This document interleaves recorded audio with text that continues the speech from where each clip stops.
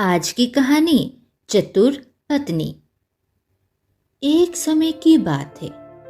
एक बदलापुर नाम का गांव हुआ करता था। उसी गांव में हरिया अपनी धर्म पत्नी के साथ रहा करता था। एक दिन, अरे सुनती हो भगवान, कहाँ पर हो? हाँ जी, कहिए, क्या बात है? सुनो, मैं जा रहा हूँ सेठानी के पास, वही अपनी मालकिन आज मुझे पैसे देने वाली थी। उन्होंने कहा था कि आज आना और अपना हिसाब ले जाना इस महीने का। हरिया मालकिन के घर पहुंच गया और कहने लगा, प्रणाम मालकिन जी, आज मेरा हिसाब कर दे। एक महीने का जो मेरा पैसा है कृपया करके आप मुझे दे दे, तभी तो मैं अपने घर का राशन पानी लाऊं। अच्छा हरिया, तुम आए हो?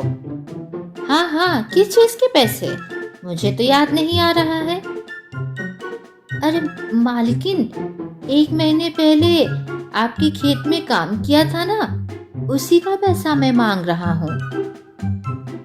अरे हरिया, तुम हमेशा मुंह उठाए मेरे घर चले आते हो पैसे मांगने के लिए। जाओ यहाँ से, अगले महीने आना, फिर मैं तुम्हें 2 महीने के पैसे एक साथ ही दे दूंगी। मालकिन ने हरिया को पैसे नहीं दिए और हरिया बेचारा उदास होकर वहां से चला गया। घर पहुंचकर, अजी आ गए? मालकिन ने पैसे दिए कि नहीं दिए? हरिया ने अपनी धर्म पत्नी को पूरी बात बताई।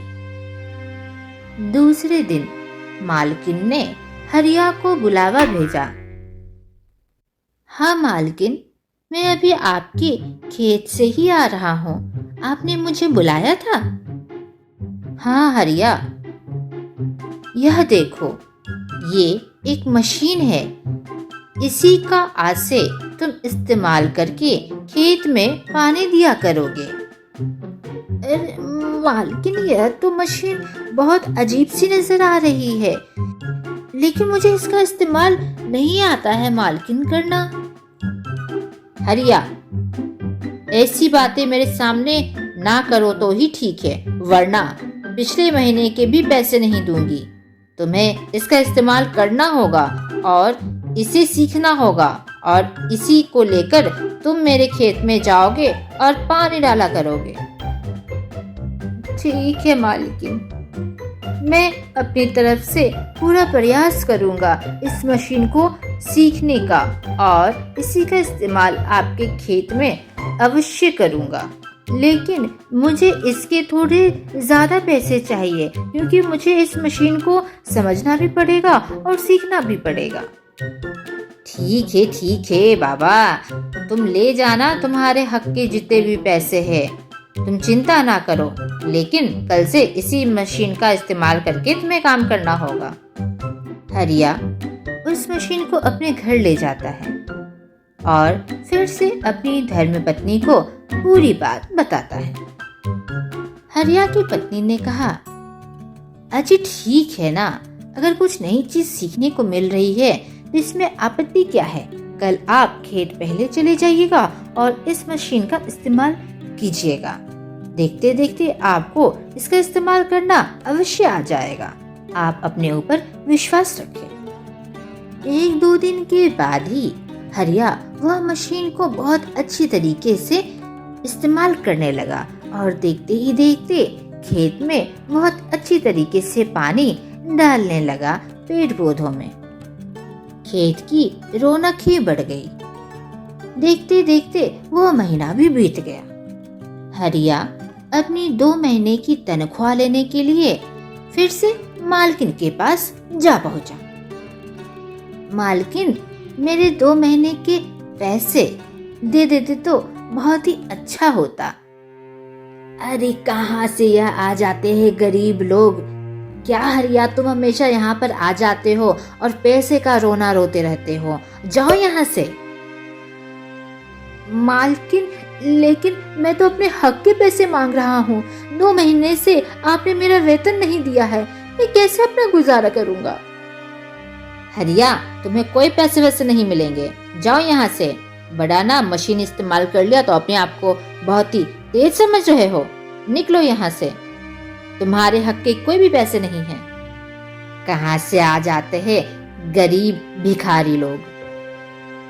उस मालकिन ने हरिया की बहुत ही बेइज्जती की और हरिया बेचारा सीधे अपने घर चला गया। करता भी हरिया घर पहुंचा और घर पहुंचते ही अपनी धर्म पत्नी को बताया कि किस तरह से उस मालकिन ने उसके साथ दुर्व्यवहार किया है और 2 महीने का वेतन भी नहीं दिया। हरिया की धर्म पत्नी बहुत ही बुद्धिमान और चालाक थी। अजी सुनते हैं, आप बैठ जाइए और चिंता ना करें, मैं आपके साथ हूँ। आप किसी भी समस्या में अकेले नहीं। अब आप देखिएगा कि मैं उस मालकिन को किस तरह से मजा चकाती हूँ। गांव के अधिकतर लोग उस मालकिन से बहुत ही परेशान हैं।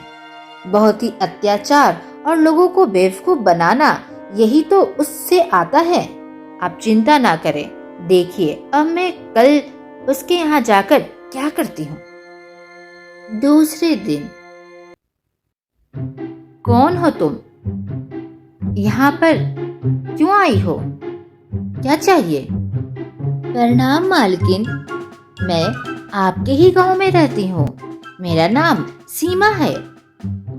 मैं अपने घर में एक दावत रखी हूँ और उस दावत के लिए मुझे कुछ मिट्टी के बर्तन चाहिए ताकि मैं खाना बना सकूं।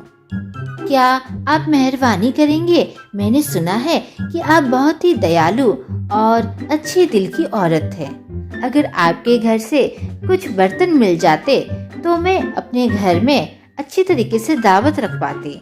वह मालकिन धोखेबाज तो थी ही, साथ ही साथ बहुत ही कंजूस थी।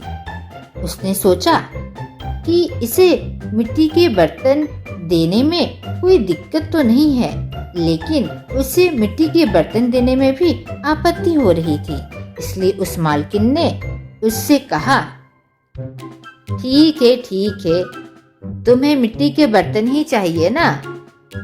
ये ले जाओ ये सारे मिट्टी के बर्तन और इस्तेमाल करके मेरे पास पहुंचा देना।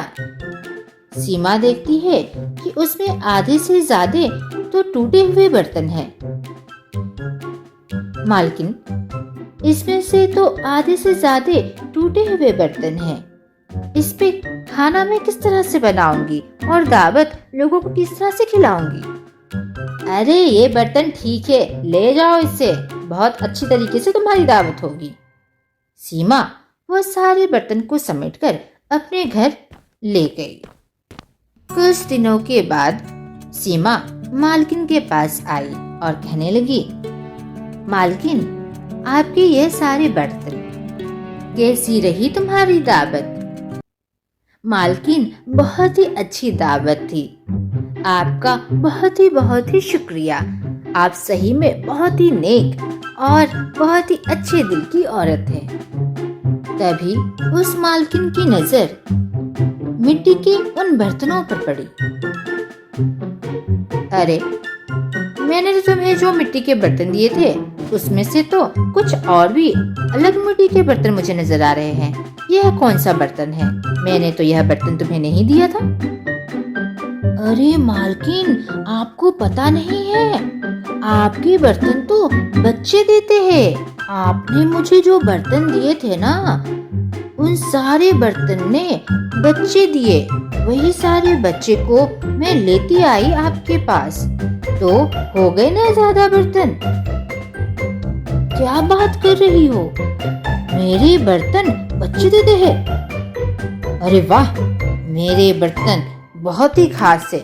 लाओ, सारे बर्तन मुझे दो, सारे बर्तन मुझे दो, यह सारे मेरे बर्तन हैं। सीमा की कही हुई बात को उस मालकिन ने मान लिया, क्योंकि वह मालकिन बहुत ही लालची औरत भी थी। उसे दिखा कि उसने जो बर्तन दिया था उसमें से और भी ज्यादा बर्तन उसे मिल रहे हैं। वह सारे बर्तनों को उसने रख लिया। सीमा अपने घर पहुंचकर अपने पति हरिया को सारी बात बताई। वो बात तो ठीक है, लेकिन अब आगे तुम क्या करोगी? अजी चिंता ना करे, अब आप बस देखते जाइए मैं उस मालकिन को किस तरह से मजा चकाती हूँ। कुछ दिनों के बाद सीमा फिर से उस मालकिन के घर जा पहुंची। अरे फिर से तुम यहाँ पर आ गई, अब तुम्हें क्या चाहिए? वह बर्तन मैं तुम्हें देने वाली नहीं, मेरे बर्तन बच्चे देते हैं। वह बर्तन के लिए तो नहीं आई हो? अरे नहीं नहीं मालकिन, मेरे घर में एक शादी होने वाली है, उसी के लिए आपसे फिर से बर्तन चाहिए था। लेकिन आपको तो पता है सोने चांदी के ही बर्तन शादियों में लगते हैं, इसलिए कुछ बर्तन आपके यहाँ से मुझे मिल जाते तो बहुत ही आपका आभार होता। आपको तो पता है इस गांव में तो सब भिखारी और गरीब ही है, हमारे जैसे सोने चांदी के बर्तन कहाँ से आएंगे? इसलिए मैंने सोचा आपके पास तो अवश्य सोने चांदी के बर्तन होंगे, तो कृपया करके आप देते तो मैं अच्छे तरीके से शादी ब्याह कर पाती अपने घर में, और कुछ दिनों के बाद मैं आपको घर पे लौटा दूंगी।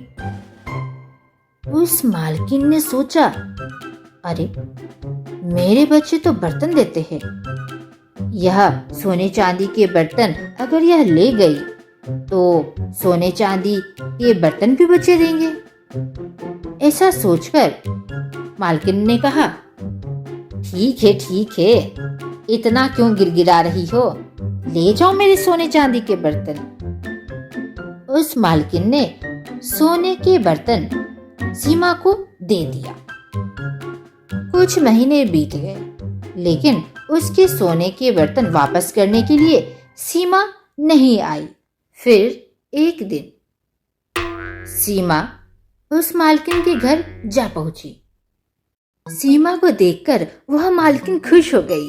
उसे लग रहा था कि यह तो मुझे अपने बर्तन वापस करने आई है और साथ ही साथ छोटे छोटे बर्तनें भी देने आई है जो कि सोने के होंगे, क्योंकि मेरे बर्तन तो बच्चे दिए होंगे, वो भी सोने के बर्तन। अरे सीमा, तुम मेरे बर्तन ही लौटाने आई हो ना, लाओ मुझे बर्तन दे दो। कहाँ है मेरे सोने के बर्तन? और सोने के बर्तन में बच्चे भी दिए होंगे ना, लाओ मुझे वापस कर दो। सीमा ने कहा, अरे मालकिन क्या बताऊं, आपके सोने के बर्तन को जैसे ही मैं घर ले गई वो सारे बर्तन तो बीमार पड़ गए। मैंने आपको बताया था ना कि मेरे घर में शादी का माहौल है। अरे आपके चक्कर में तो मेरे घर में शादी भी नहीं हुई और मेरे सारी जमा पूंजी तो आपके बर्तनों के इलाज में ही चले गए। मेरे पास जितने भी पैसे थे सारे पैसे मैंने आपके बर्तनों के इलाज में लगा दिए, लेकिन आपके बर्तन जिंदा नहीं रह पाए और मर गए। इसलिए इतने दिनों से मैं नहीं आ पा रही थी, क्योंकि मरने के बाद क्रियाक्रम भी करना होता है। और आज मैं आपके लिए उस बर्तनों की राख लाई हूँ जो कि अब आपकी अमानत है। ये लीजिए मालकिन। मालकिन यह सुनकर कहने लगी, हाय मैं तो मर गई, मेरे सोने के बर्तन, मैं तो कंगाल हो गई। हाय राम, ये क्या हो गया? अरे कोई तो कह दो ये सब झूठ है। अरे ऐसे कैसे हो सकता है? मेरे इतने सोने के बर्तन में कितने ढेर सारे रुपए बर्बाद हो गए। हाय मेरे सोने के बर्तन मर गए।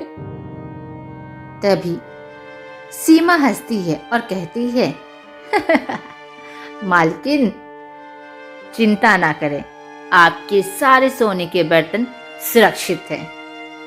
मैं सीमा हरिया की धर्म पत्नी हूँ। आपने मेरे पति के 2 महीने के वेतन नहीं दिए थे। इसी कारणवश आपको मसा चकाने के लिए मैंने ये सब किया, ताकि आपको एहसास हो कि किसी को बेवकूफ बनाना और किसी से काम निकालकर उसके पैसे ना देना कितनी गलत बात है। मालकिन को एहसास हुआ कि उसने कितना गलत किया था हरिया के साथ। वह मालकिन कहती है, सीमा, मुझे माफ कर दो। मुझे अपनी गलती का एहसास हो चला है। मैंने 2 महीने अपने खेत में तुम्हारे पति से काम करवाया और तुम्हारे पति को उसका वेतन भी नहीं दिया। इसके लिए मुझे क्षमा कर देना। और यह रहे पैसे, हरिया को दे देना। यह पूरे 2 महीने के पैसे हैं। और हरिया से कहना कल खेत पर काम करने के लिए आ जाए। सीमा वह पैसे लेकर घर जाती है और अपने पति हरिया को सारी बात बताती है और उसे पैसे भी दे देती है, जो कि मालकिन ने उसे दिए थे देने के लिए। हरिया कहता है, अरे भाग्यवान, तुम तो सही में बहुत ही बुद्धिमान और चतुर हो। तुम्हारे जैसी पत्नी तो सभी को मिले। बहुत बहुत शुक्रिया। तो आज की कहानी से हमें यह सीख मिलती है कि बुरे वक्त पर भी हमें अपना दिमाग का इस्तेमाल अवश्य करना चाहिए और सोच समझकर बुद्धिमानी से अगर चला जाए तो कोई भी बड़ी सी बड़ी समस्या बहुत आसानी से हम सभी सुलझा सकते हैं। आज का प्रश्न, क्या आप बता सकते हैं कि बच्चे किसने दिए थे? आपका समय स्टार्ट होता है अब। 1 2 3 4 5 टाइम्स अप। सही जवाब है, बच्चे बर्तनों ने दिए थे। तो आज के हिंदी कार्टून कहानी में बस इतना ही। मिलते हैं फिर नेक्स्ट हिंदी कार्टून वीडियो में। Tata, good bye.